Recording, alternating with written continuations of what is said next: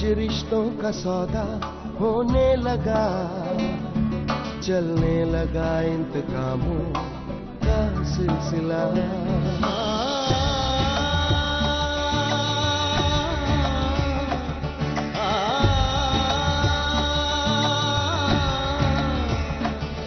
जब आसमानों की ख्वाहिश होने लगे, इंसानियत अपनी आदत खोने लगे।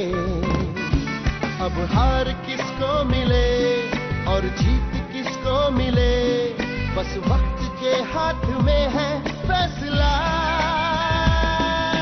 कैसी कश्मकश, कैसी कश्मकश।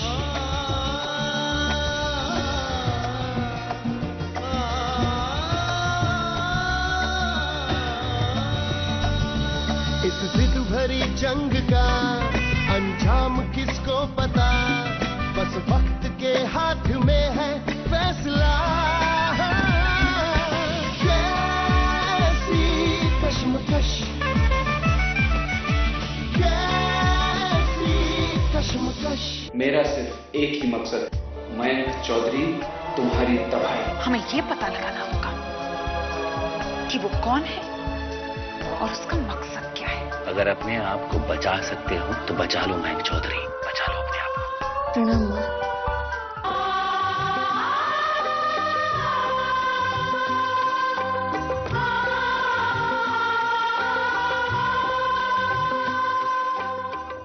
चल बैठ के बातें करते हैं बेटा। ऐसी रहने दो माँ, इतने दिनों के बाद आपके गले मिलने का मौका मिला है।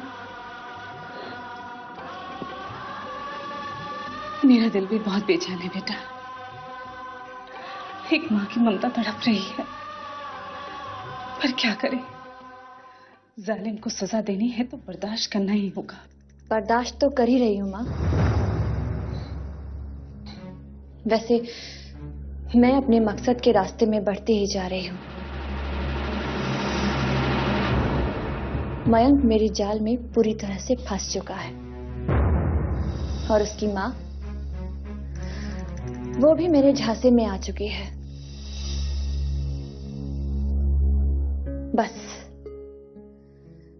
बस उसकी नानी माँ,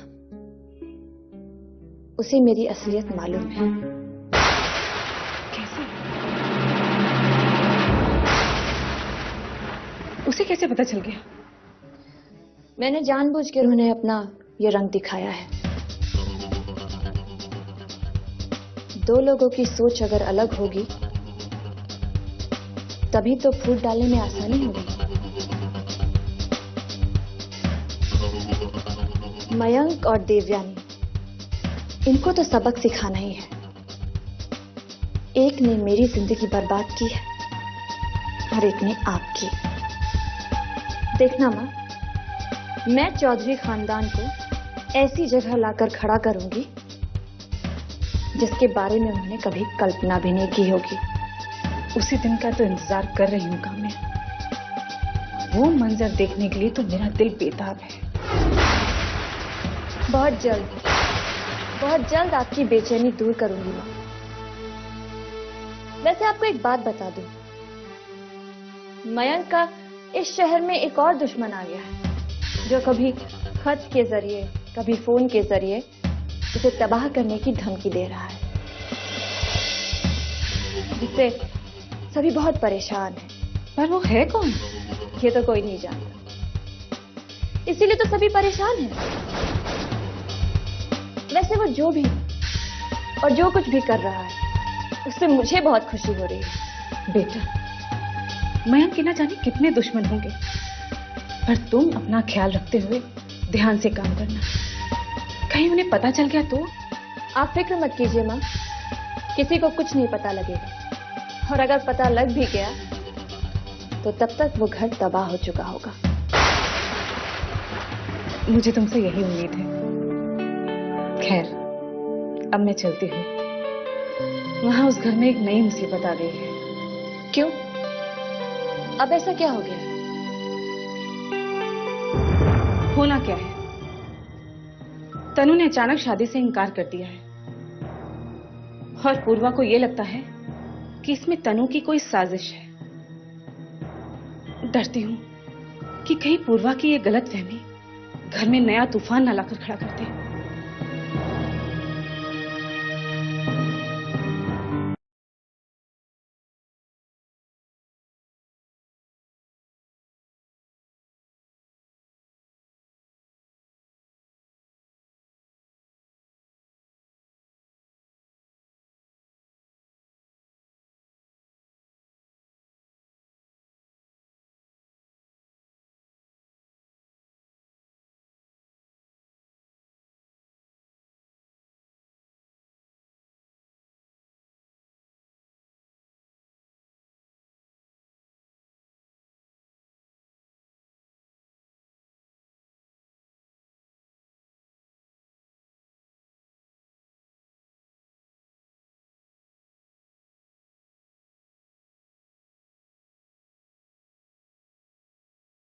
के पास चली जाती हूँ।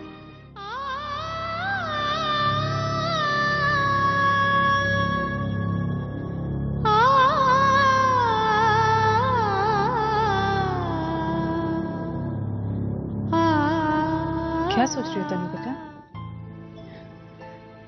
कुछ नहीं आंटी, बस। मुझे भी नहीं बताओगी? ऐसी बात नहीं है आंटी, सोच रही हूँ कल से ऑफिस जाना शुरू कर देती हूँ। ऑफिस?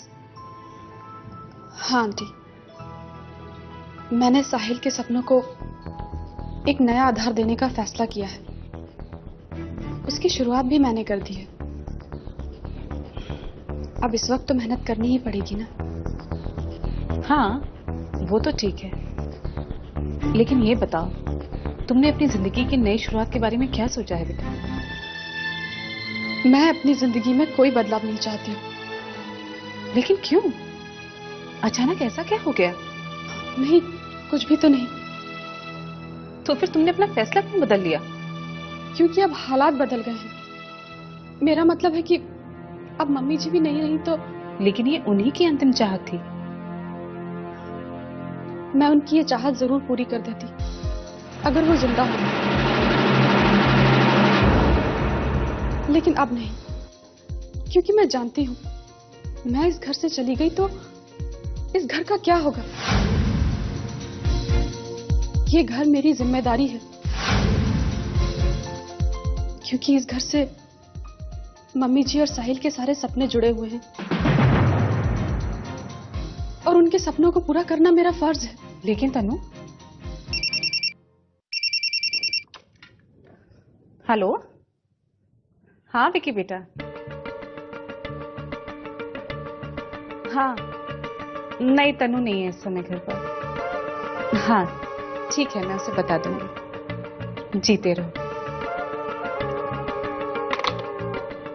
तुमने मुझसे झूठ क्यों बुलवाया? क्योंकि तनु और विकी के बीच अब हमेशा के लिए दूरी बन चुकी है।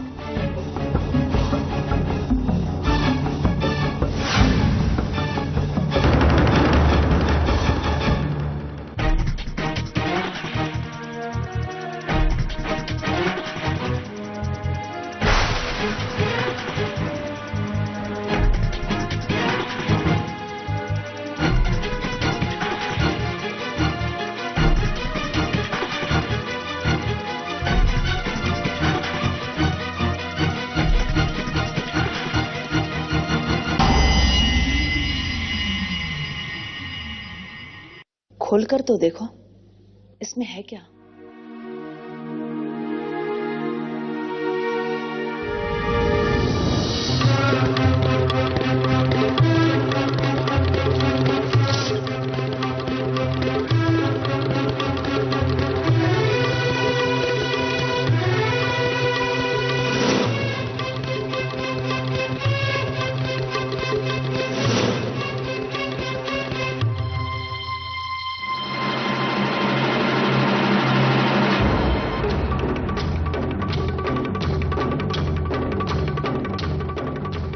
इस अस्थियों के कलश को संभाल कर रखना।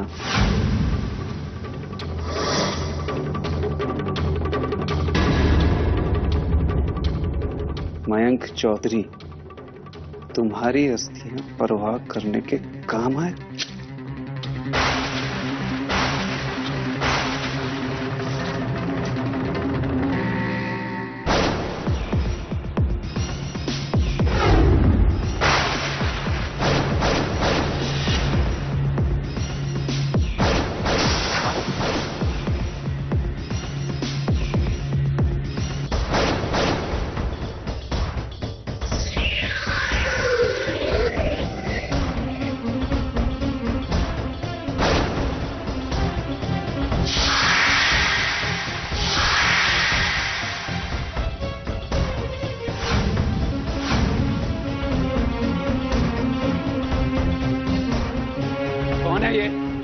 कौन है? सामने क्यों नहीं आता?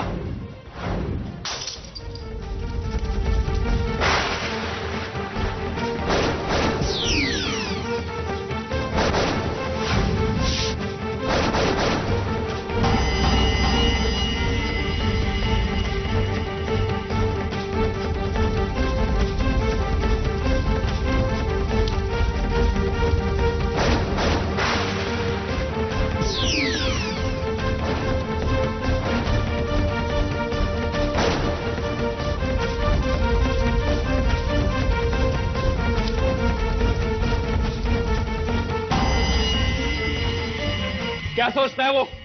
क्या सोचता है? मयंक डर जाएगा? मयंक चौधरी डर जाएगा? कायर कहीं का बुज़दिल, एक बार मेरे सामने आकर दिखाए। इसी कलश में उसकी अस्थियां डालकर परवाह ना कर दी तो नाम नहीं मेरा। कायर, बुज़दिल, समय तो सामने आए, दूर बैठकर बात करता है।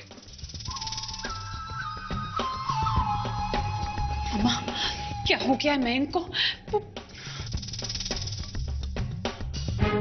ऐसा तो हो गई। वो बार बार ऐसी अजीब अजीब चीजें भेजकर मयंक को परेशान करता रहता है। मयंक परेशान तो होगा ही। मम्मी जी, वो कौन है? आप लोगों को तो पता होगा ही ना?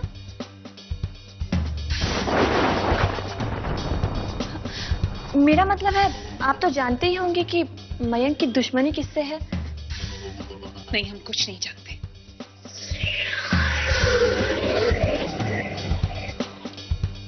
पता नहीं ये कौन है। मंदिरा, दुश्मनों की पहचान इतनी आसानी से कहां होती है। दुश्मन दोस्त बनकर हमारे आसपास ही रहते हैं और हमें खबर तक नहीं होती।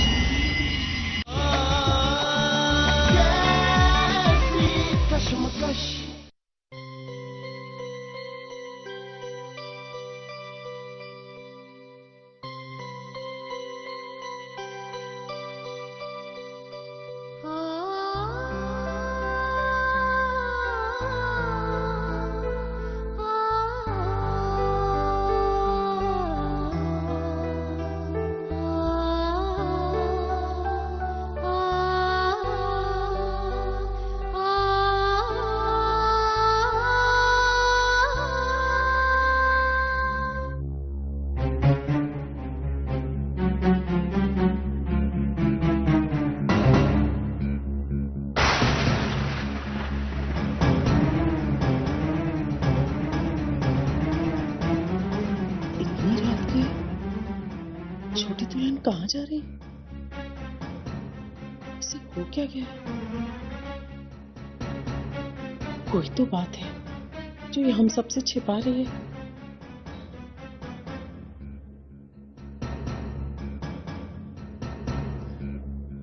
अच्छा हुआ किसी ने उसे जाते हुए नहीं देखा, खासकर पूर्वा ने। क्या करूं मैं? उसके पीछे जाऊं? उसके आने का इंतजार करती हूँ।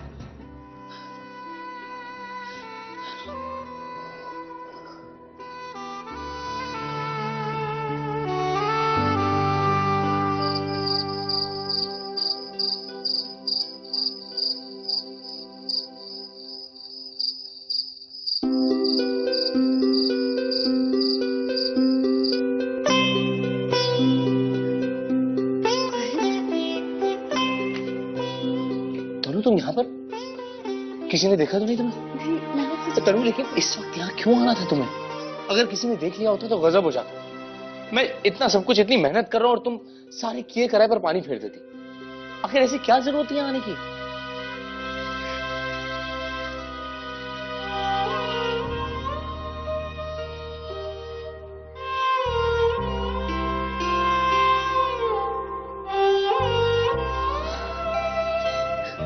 तुम मुझे माफ कर दो। मैं अब पता नहीं गुस्से में क्या क्या बोल गया।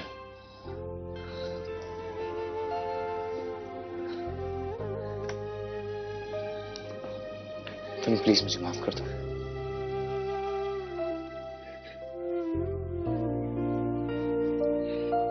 बहुत दिनों बाद अपनी पत्नी के हाथ का खाना खाऊंगा। जब तुम जाओ यहां से, वरना कोई देख लेगा। ठीक है? सर, तुमसे दूर जाने का दिल नहीं करता। जाना तो पड़ेगा ही। और एक बात कहूं, मालूम है, मैंने कभी तुम्हारी कोई बात मानने से इनकार किया है? तनु, अब तुम यहां ना बंद कर दो। और तुम जानती हो कि मैं ऐसा क्यों बोल रहा हूं। ठीक है?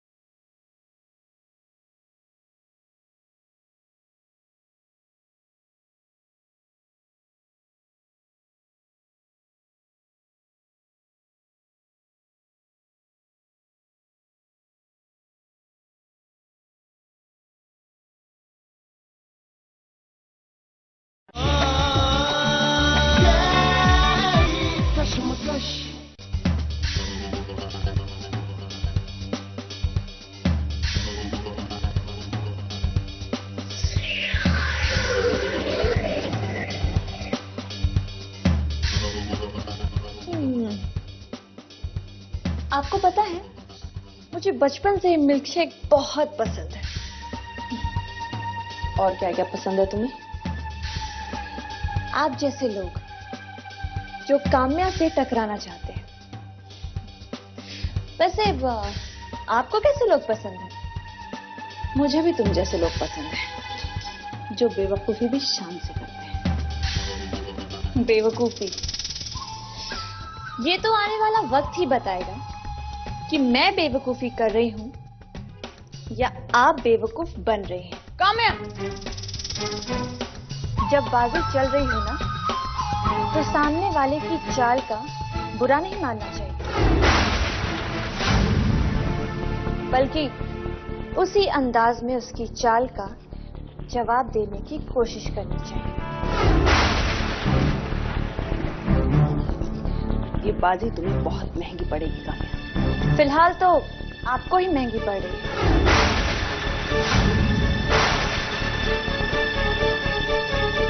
खैर, हमारी और आपकी बाजी तो चलती ही रहेगी। ये मयंक के साथ कौन बाजी खेल रहा है? तुम्हारे सिवा और कौन हो सकता है? आप मुझ पे शक कर रही हैं? शक नहीं, यकीन है।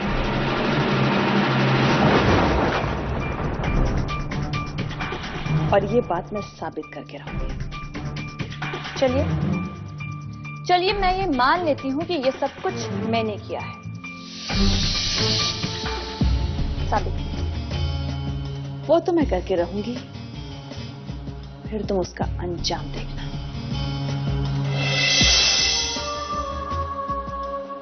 काम उनके पूरे होते हैं जो कम बोलते हैं। वैसे आपको एक बात बता दूं, जब तक आप मेरे खिलाफ सबूत इकट्ठा करेंगी, तब तक मैं आपको इस हाल में पहुंचा दूंगी कि आप किसी को भी उन सबूतों की डिटेल्स देने लायक नहीं रहेंगे। जाओ।